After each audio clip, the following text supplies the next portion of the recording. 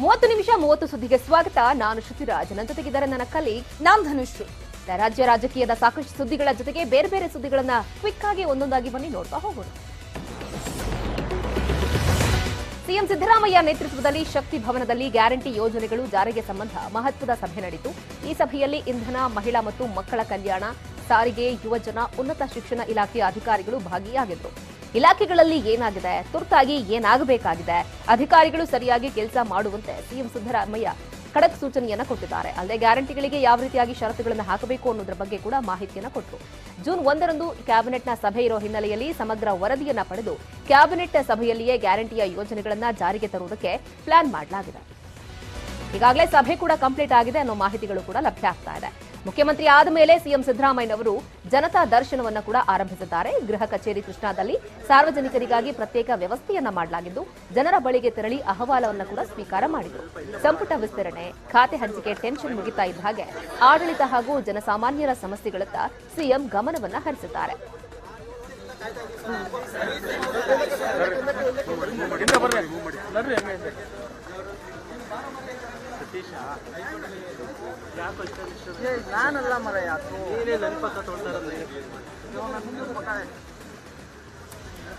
ಇನ್ನು ಈತ ಡಿಸಿಎಂ ಹಾಗೆ ಬೆಂಗಳೂರು ಅಭಿವೃದ್ಧಿ ಸಚಿವರಾಗಿರುವಂತಹ ಡಿಕೆ ಶಿವಕುಮಾರ್ ಬಿಬಿಎಂಪಿಯ ಉನ್ನತ ಅಧಿಕಾರಿಗಳ ಜೊತೆಗೆ ಸಭೆ ನಡೆಸಿದ್ರು. ಈ ಸಭೆಯಲ್ಲಿ ಡಿಕೆ ಶಿವಕುಮಾರ್ 40% ಕಮಿಷನ್ ಹಾಗೂ 6 ತಿಂಗಳ ಬಿಲ್ ಬಗ್ಗೆ ಮಾಹಿತಿ ಕೇಳಿದ್ದಾರಂತೆ. ಅಲ್ಲದೆ ಬಿಬಿಎಂಪಿ ಸಮಸ್ಯೆಗಳು, ಸವಾಲುಗಳ ಬಗ್ಗೆ ಮಾಹಿತಿಯನ್ನ ಪಡೆದಿದ್ದಾರೆ. ಅಲ್ಲದೆ ಮಳೆಯ ಅವಾಂತರ, ಮೂಲಸೌಕರ್ಯ ಅಭಿವೃದ್ಧಿ ಬಗ್ಗೆ ಕೂಡ ಡಿಕೆ ಶಿವಕುಮಾರ್ ಚರ್ಚಿಸಿದ್ದಾರೆ. ಗ್ಯಾರಂಟಿ ಯಾವಾಗ ಅಂತ ಕೇಳಿದ್ದಕ್ಕೆ ಡಿಸಿಎಂ ಡಿಕೆ ಶಿವಕುಮಾರ್ ಗರಂ ಆಗಿದ್ದಾರೆ. ನಾನು ಶಸ್ತ್ರ ಹೇಳಲು ನಿಂತಿಲ್ಲ, ಶೀಘ್ರವೇ ತೀರ್ಮಾನ, ಹೇಳಿದ್ದನ್ನ ಮಾಡುತ್ತೇವೆ ಅಂತ ಡಿಕೆಶಿ ಅವರು ಹೇಳಿಕೆಯನ್ನ ನೀಡಿದ್ರು. ಇನ್ನು ಹಣಕಾಸು ಖಾತೆ ಮುಖ್ಯಮಂತ್ರಿ ಬಳಿ ಇದೆ, ಎಲ್ಲರಿಗೂ ಗ್ಯಾರಂಟಿ ತಲುಪುತ್ತೆ ಅಂತ ಹೇಳಿದ್ರು. ನಾನು ಶಾಸ್ತ್ರ ಹೇಳಕ್ ನಿಂತಿಲ್ಲ, ಇಲ್ಲ ನಿಮ್ಮ ಬಾಯಲ್ಲಿ ನಿಮ್ಗೆ ಹೇಳ್ದಂಗೆ ನಾನು ಮಾಡೋಕ್ಕಾಗಲ್ಲ. ಒಂದು ಸರ್ಕಾರ ಜವಾಬ್ದಾರಿ ಇದ್ದಂಥ ಸರ್ಕಾರ ಇದೆ.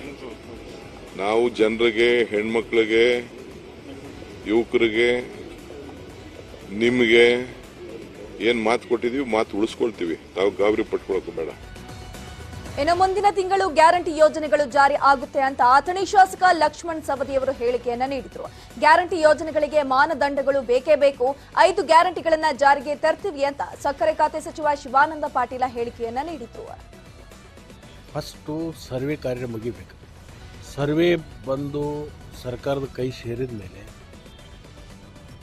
ಅದಕ್ಕೆ ಗೈಡ್ಲೈನ್ಸ್ಗಳನ್ನು ಫಿಕ್ಸ್ ಮಾಡ್ತಾರೆ. ಆ ಗೈಡ್ಲೈನ್ಸ್ಗಳಲ್ಲಿ ಯಾವ ಥರ ಆಗ್ತದೆ ಆಮೇಲೆ ಅದ್ರ ಬಗ್ಗೆ ಪ್ರತಿಕ್ರಿಯೆ ಕೊಡ್ತಕ್ಕಂಥದ್ದು ಸೂಕ್ತ. ತುರ್ತು ಕಾರ್ಯಗಳಾಗಬೇಕು ಅಂಥೇಳಿ ಮುಖ್ಯಮಂತ್ರಿಗಳು, ಉಪಮುಖ್ಯಮಂತ್ರಿಗಳು ಈಗಾಗಲೇ ಕಾರ್ಯಪ್ರವೃತ್ತರಾಗಿದ್ದಾರೆ. ಮೊದಲನೇ ಆದ್ಯತೆ ಅದೇ ಆಗ್ತದೆ. ಅದಾದಮೇಲೆ ಉಳಿದದ್ದೆಲ್ಲ ಪ್ರಗತಿ ಬಗ್ಗೆ ಚರ್ಚೆಗಳು ಪ್ರಾರಂಭ. ಅವ್ರದ್ದು ಸ್ಟೇಟ್ಮೆಂಟ್ ಇದೆಯಲ್ಲ ಜಗದೀಶ್ ಶೆಟ್ಟರ್ದು, ಇವತ್ತು ನಾನು ಯಾವುದೇ ಥರದ ಅಸಮಾಧಾನ ಇಲ್ಲ, ಭವಿಷ್ಯದಲ್ಲಿ ಪಕ್ಷದ ಜೊತೆ ಹೊಂದಾಣಿಕೆ ಆಗಿರ್ತೀನಿ, ಅವ್ರು ಏನು ಜವಾಬ್ದಾರಿ ಕೊಡ್ತಾರೆ ಅನ್ನೋದು ನಾನು ನಿರ್ವಹಿಸ್ತೀನಿ ಅಂತ ಅವರು ಪೂಟೆ ಕೊಟ್ಟಿದ್ದಾರಲ್ಲ. ಕಾಂಗ್ರೆಸ್ ಗ್ಯಾರಂಟಿಗಳು ವಿಪಕ್ಷಗಳ ಅಸ್ತ್ರವಾಗ್ಬಿಟ್ಟಿವೆ. ಗ್ಯಾರಂಟಿಗಳ ವಿರುದ್ಧ ದಂಗೆ ಏಳೋದಕ್ಕೆ ಕರೆ ಕೊಡ್ತೀನಿ ಅಂತ ಹೇಳಿದ್ದ ಕುಮಾರಸ್ವಾಮಿಯ ವಿರುದ್ಧ ಶಾಸಕ ಬಾಲಕೃಷ್ಣ ತಿರುಗೇಟು ಕೊಟ್ಟಿದ್ದಾರೆ. ಈಗಲೇ ಬಟ್ಟೆ ಹರಿದುಕೊಳ್ಳೋದು ಬೇಡ, ನಾವು ಗ್ಯಾರಂಟಿಯನ್ನ ಜಾರಿ ಮಾಡ್ತೇವೆ ಅಂತ ಟಾಂಗ್ ಕೊಟ್ಟಿದ್ದಾರೆ. ರಾಮನಗರದಲ್ಲಿ ಮಾತನಾಡಿದ ಅವರು, ಕುಮಾರಸ್ವಾಮಿ ಸಿಎಂ ಆಗಿದ್ದವರು ಈ ರೀತಿ ಮಾತನಾಡಬಾರ್ದವರು, ಅವರ ಘನತೆಗೆ ಇದು ತಕ್ಕದ್ದಲ್ಲ ಅಂತ ಹೇಳಿದ್ದಾರೆ. ಮಾಜಿ ಮುಖ್ಯಮಂತ್ರಿಗಳು ಆ ರೀತಿ ಆರೋಪ ಮಾಡ್ತಕ್ಕಂಥದ್ದು ಸೂಕ್ತ ಅಲ್ಲ ಅಂತ ನನ್ನ ಅಭಿಪ್ರಾಯ. ಗ್ಯಾರಂಟಿಯಾಗಿ ಕೊಡ್ತೀವಿ, ನಾವು ಸ್ವಲ್ಪ ತಡ್ಕೋಬೇಕು ಅಷ್ಟೇನೆ. ಯಾಕೆ ಅಷ್ಟೊಂದು ಆತರ ಬೀಳ್ತಾರೆ? ನಮ್ಮ ಡಿ ಕೆ ಶಿವಕುಮಾರ್ ಅವರು ಒಂದ್ಸರಿ ಹೇಳವ್ರೆ, ನಾವಿಬ್ರು ಸೈನ್ ಹಾಕಿ ಕೊಟ್ಟಿದ್ದೀವಿ ಸಿದ್ದರಾಮಯ್ಯನವರು ನಾವು ಅಂತೇಳಿ, ಅದನ್ನು ಪೂರೈಸ್ತೀವಿ. ಸಾಧಕ ಬಾಧಕ ಚರ್ಚೆ ಮಾಡ್ಬೇಕಲ್ವಾ?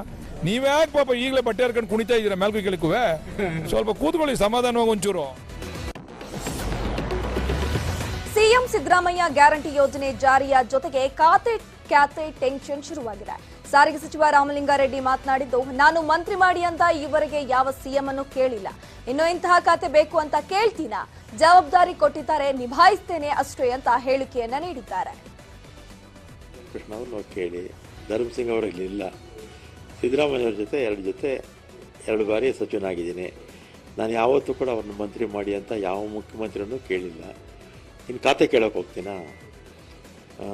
4 ಕಾರ್ಪೊರೇಷನ್ಗಳ ಸ್ಥಿತಿಗತಿಗಳು, ಹಣಕಾಸಿಂದು, ಮತ್ತು ನಾವು ಏನು ಮಾಡಬೇಕು, ಸರ್ಕಾರದಿಂದ ಏನು ಸಹಾಯ ಕೇಳಬೇಕು, ಮತ್ತು ನೌಕರರಿಗೆ ಸಂಬಂಧಪಟ್ಟಾಗೆ ಇದೆಲ್ಲ ಕೂಡ ನೀವು ಒಂದೆರಡು ದಿವಸದಲ್ಲಿ ನಾನು ಒಂದು ಮೀಟಿಂಗ್ ಮಾಡ್ತೀನಿ. ಎಷ್ಟು ಜನ ಮಹಿಳಾ ಮತ್ತು ಮಕ್ಕಳ ಕಲ್ಯಾಣ ಇಲಾಖೆಯ ಸಚಿವೆ ಆಗಿದ್ದಕ್ಕೆ ಖುಷಿಯಾಗಿದೆ ಅಂತ ಬೆಳಗಾವಿಯಲ್ಲಿ ಸಚಿವೆ ಲಕ್ಷ್ಮೀ ಹೆಬ್ಬಾಳ್ಕರ್ ಹೇಳಿದ್ದಾರೆ. ನಮ್ಮ ಮೆಂಟರ್ ಒಂದು ಮಾತು ಹೇಳ್ತಾರೆ, ದೇವರು ಆಶೀರ್ವಾದವನ್ನು ಮಾಡೋದಿಲ್ಲ, ಶಾಪವನ್ನು ಕೂಡ ಕೊಡಲ್ಲ. ದೇವರು ಕೇವಲ ಅವಕಾಶವನ್ನ ಮಾತ್ರ ಕೊಡ್ತಾನೆ. ಆ ಅವಕಾಶ ನನಗೆ ಒದಗಿ ಬಂದಿದೆ ಅಂತ ಲಕ್ಷ್ಮೀ ಹೆಬ್ಬಾಳ್ಕರ್ ಹೇಳಿದ್ರು. ಒಂದು ಮಾತನ್ನ ಹೇಳ್ತಾ ಇರ್ತಾರೆ ಯಾವಾಗಿದ್ರು, ದೇವರು ಆಶೀರ್ವಾದವನ್ನು ಮಾಡೋದಿಲ್ಲ, ಶಾಪವನ್ನು ಕೊಡೋದಿಲ್ಲ, ಬರೀ ಅವಕಾಶವನ್ನು ಕೊಡ್ತಾರೆ ಅಂತ. ಹಾಗೆ ನನಗೆ ಇದು ಒಂದು ಅವಕಾಶ ಸಿಕ್ಕಿದೆ.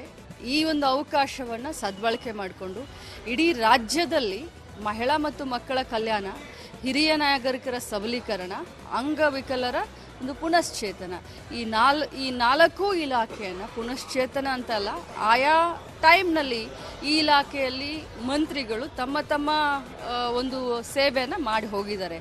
ಬಟ್ ಇನ್ನು ಸಚಿವ ಸ್ಥಾನ ಕೈ ತಪ್ಪಿದ್ದಕ್ಕೆ ಕಾಂಗ್ರೆಸ್ ಹಿರಿಯ ಶಾಸಕ ಟಿಬಿ ಜಯಚಂದ್ರ ಬೇಸರಗೊಂಡಿದ್ದಾರೆ. ಹೀಗಾಗಿ ಜಯಚಂದ್ರಗೆ ಸಂಪುಟ ದರ್ಜೆ ಸ್ಥಾನಮಾನ ನೀಡುವ ಭರವಸೆಯನ್ನ ನೀಡಿದ್ದಾರಂತೆ. ಟಿಬಿ ಜಯಚಂದ್ರಗೆ ನವದೆಹಲಿ ಪ್ರತಿನಿಧಿ ಮಾಡುವ ಸಾಧ್ಯತೆ ಇದೆ. ಎಸ್ಎಂ ಕೃಷ್ಣ ಸರ್ಕಾರದಲ್ಲಿ ಟಿಬಿ ಜಯಚಂದ್ರ ನವದೆಹಲಿ ಪ್ರತಿನಿಧಿಯಾಗಿದ್ರು. ಈಗಲೂ ದೆಹಲಿಗೆ ವಿಶೇಷ ಪ್ರತಿನಿಧಿಯಾಗಿ ನೇಮಕ ಮಾಡುವ ಸಾಧ್ಯತೆ ಇದೆ. ಈ ಮೂಲಕ ಜಯಚಂದ್ರರನ್ನ ಸಮಾಧಾನಗೊಳಿಸಲು ಸಿಎಂ ಡಿಸಿಎಂ ಮುಂದಾಗಿದ್ದಾರೆ. ಮುಂದಿನ ದಿನಗಳಲ್ಲಿ ಸಚಿವ ಸ್ಥಾನ ವಂಚಿತರಿಗೆ ಅವಕಾಶ ನೀಡಲಿದ್ದಾರೆ. ಸಾಮಾಜಿಕ ನ್ಯಾಯದ ಹಿನ್ನೆಲೆಯಲ್ಲಿ 34 ಜನರಿಗೆ ಅವಕಾಶವನ್ನ ನೀಡಲಾಗಿದೆ ಅಂತ ಕೊಪ್ಪಳ ಶಾಸಕ ಕೆ ರಾಘವೇಂದ್ರ ಹಿಟ್ನಾಳ್ ಹೇಳಿದ್ದಾರೆ. ಇನ್ನು ಕೊಪ್ಪಳದ ಸಮಗ್ರ ಅಭಿವೃದ್ಧಿಗೆ ಕ್ರಮ ಕೈಗೊಳ್ಳಲಾಗುತ್ತೆ, ಕಾಂಗ್ರೆಸ್ ಪಕ್ಷ ನುಡಿದಂತೆ ನಡೆಯುತ್ತೆ ಅಂತಂದರು. 135 ಜನ ಶಾಸಕರಲ್ಲಿ 60ರಿಂದ 70 ಜನ ಶಾಸಕರು 4-5 ಬಾರಿ ಆಯ್ಕೆಯಾಗಿದ್ದಾರೆ. ಇವತ್ತು ಕ್ಷೇತ್ರವಾರು ಸಮಾಜಕ್ಕೆ ಕಾಂಗ್ರೆಸ್ ಪಕ್ಷ ಅಂತ ಹೇಳಿದ್ರೆ ಎಲ್ಲ ಧರ್ಮದವರು ಕೂಡ ಒಕ್ಕಟ್ಟಿಗೆ ತೆಗೆದುಕೊಂಡು ಹೋಗ್ತಕ್ಕಂಥ ಪಕ್ಷ.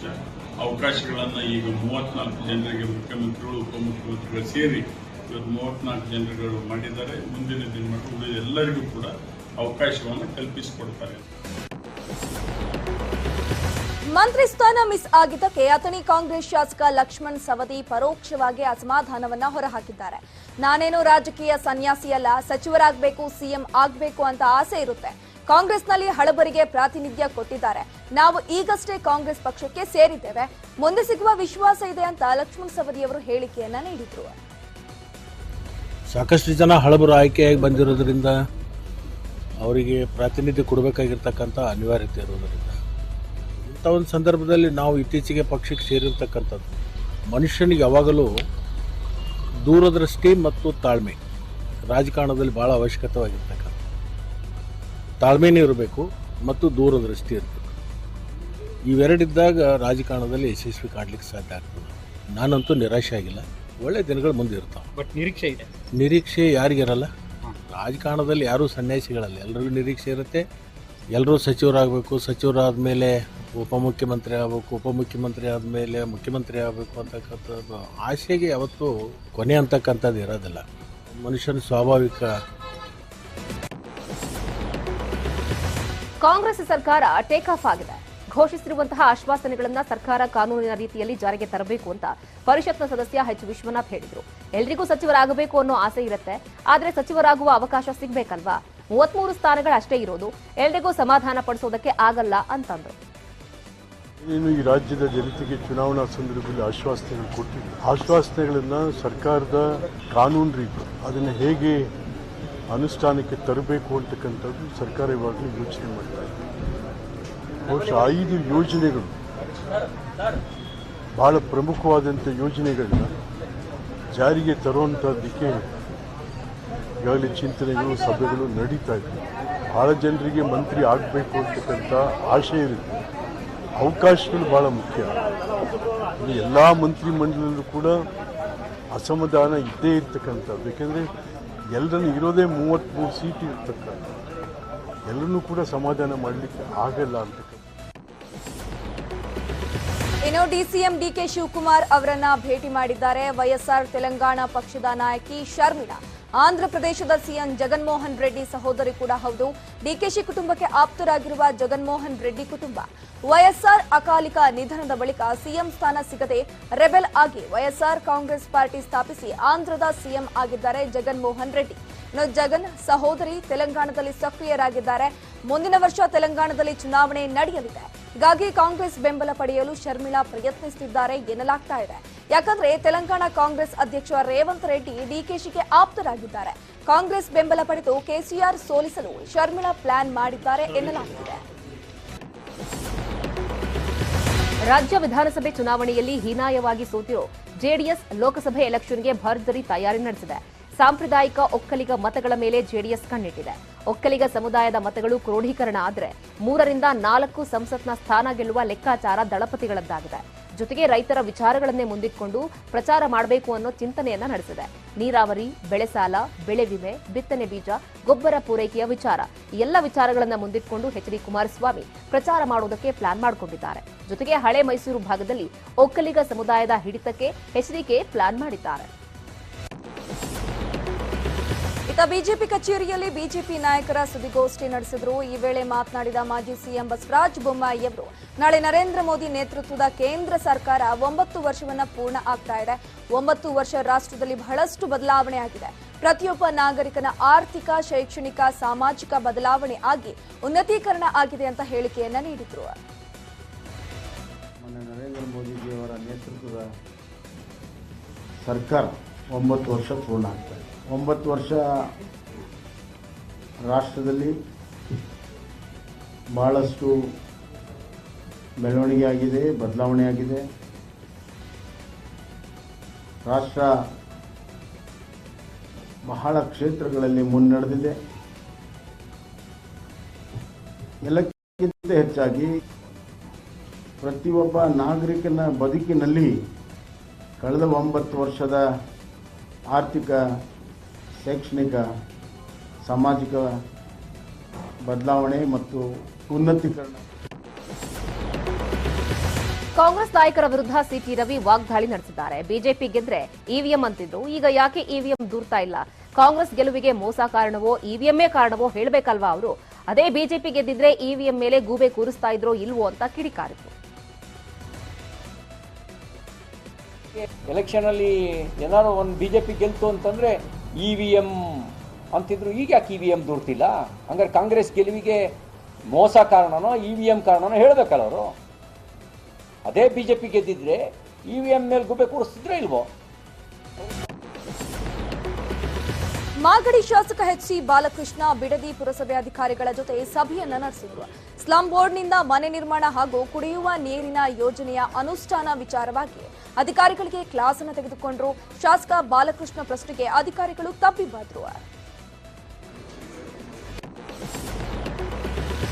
ಕಾಂಗ್ರೆಸ್ ವಿರುದ್ಧ ಬಿಜೆಪಿಯ ಶಾಸಕ ಸುರೇಶ್ ಗೌಡ ಅನುದಾನ ತಡೆಹಿಡಿದ ಆರೋಪ ಮಾಡಿದ್ದಾರೆ. ಬಿಜೆಪಿ ಸರ್ಕಾರ ಬಿಡುಗಡೆ ಮಾಡಿದ್ದ ಅನುದಾನವನ್ನ ಕಾಂಗ್ರೆಸ್ನ ಸರ್ಕಾರ ತಡೆಹಿಡಿದಿದೆ. ನನ್ನ ಕ್ಷೇತ್ರದ 20 ಕೋಟಿ ಅನುದಾನವನ್ನ ತಡೆಹಿಡಿದಿದ್ದಾರೆ.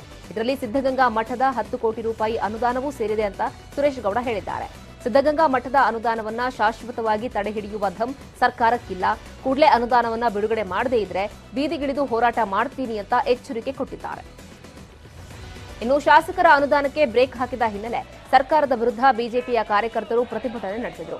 ಚಿಕ್ಕಮಗಳೂರು ಜಿಲ್ಲಾ ಬಿಜೆಪಿ ವತಿಯಿಂದ CM Siddaramaiah, DCM DK Shivakumar ವಿರುದ್ಧ ಧಿಕ್ಕಾರ ಕೂಗಿತ್ತು.